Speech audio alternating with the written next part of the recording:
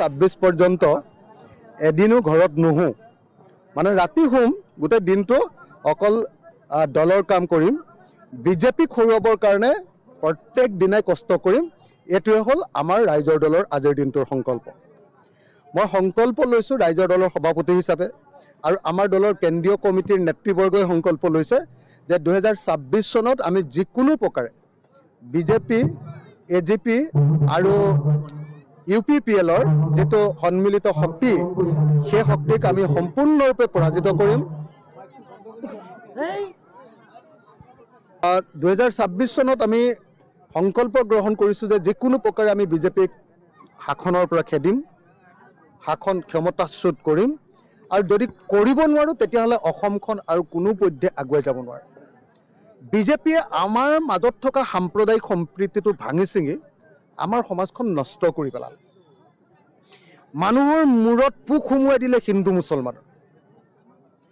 মানুহে এতিয়া মানুহ হিচাপে চাবলৈ বন্ধ কৰি দিলে। এতিয়া কেৱল মানুহে হিন্দু মুছলমান, খ্ৰীষ্টান, জৈন এই হিচাপত মানুহক চাবলৈ ল'লে।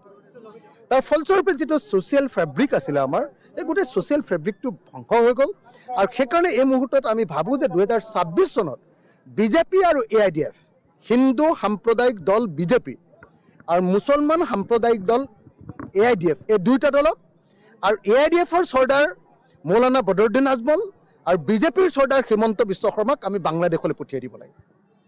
আমি এইটো স্পষ্ট কথা যে যদি 2026 চনত আমি বিজেপিক হৰুৱাব নোৱাৰোঁ, অসম কেইবা বছৰ পিছুৱাই দিব। সেইকাৰণে আমি একদম স্পষ্টকৈ ঘোষণা কৰিছোঁ যে আমাৰ একমাত্ৰ সংকল্প হ'ল 26লৈকে বিজেপিক হৰুওৱা। উজনি অসমৰ যিসকল খিলঞ্জীয়া অসমীয়া ভাষী লোক, তেওঁলোকে ইতিমধ্যে বিজেপিক এৰি দিছে।